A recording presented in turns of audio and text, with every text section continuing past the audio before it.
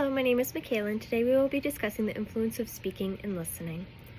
So let's start with some milestones that children should be reaching from birth to preschool age. So in the beginning, they should be moving their eyes to locate where sound is coming from. Following that, they should begin to move their head to the sound.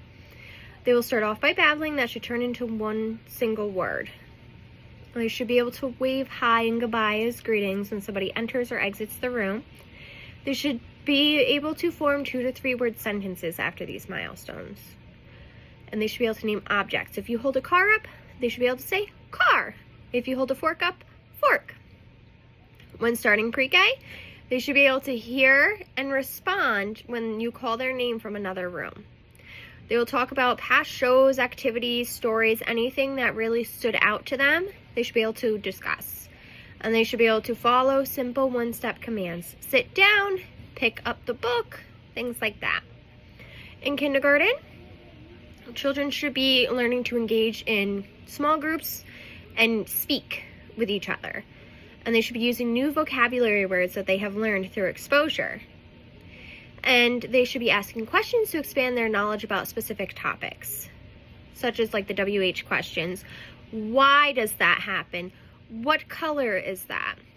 And they should be able to follow directions.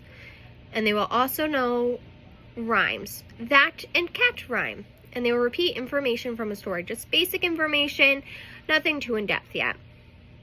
By first grade, they should know all the letter sounds and describe pictures that coordinate with the story.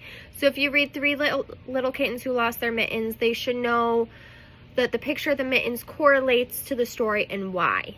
And they will also be forming connections between themselves and the stories. If you read a story and the student has a sister and the character has a sister, they should be saying, oh, I also have a sister, and recognizing similarities. They should be able to describe common things, such as the snow, it's cold and wet. By second grade, they should be able to describe people and ideas with more details. And they should be able to have good back and forth conversations with their own opinion, even as they build off of peer ideas. So as they bring different ideas forward, they can have their own opinions with the ideas. By third grade, they should understand and repeat details from stories now. The child had the purple crayon. They remember that the crayon was purple. And they can answer questions with views that are different from their peers. So they can disagree with their peers. Oh, well, these two thought that the story was good. Well, I decided I didn't like that story. They're able to voice this. And they will ask questions about stories and directions to clarify their understanding and make sure that they know what was going on. So speaking and language delays can tie into reading and writing delays as well. So if we look at word attack, there will be lower rates with those who show delays. In phonology, they may not be able to identify rhymes and understand syllables. In morphology, they may not understand the word meaning. So vocabulary, they may not use the words correctly or understand them in a conversation. So when they go to read a story, they may not recognize what the word means. Or when they go to write, they may not know what they're trying to write. In syntax, they may not understand the complex sentences, which can then also create difficulties when reading and writing. For semantics, word retrieval becomes an issue. It's on the tip of their tongue. They don't quite remember the words, so that can stop the flow of a conversation very quickly. And they may not understand the figurative language that adults or their peers are trying to use.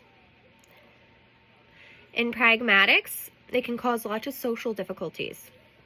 They may not know how to respond appropriately in a group setting, such as waiting to take their turn to speak, and when it's their turn, what's appropriate to be part of the conversation.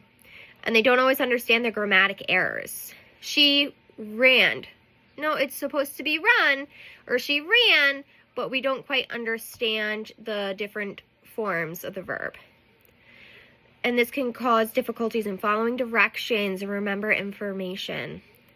So if we look at ADHD as an example, it definitely affects the word memory that they have, which then affects social interaction, and they don't understand social cues and when it's appropriate to speak and how to speak or what to say. Sometimes kids will talk really fast or really slow or really quiet when they are addressing a group.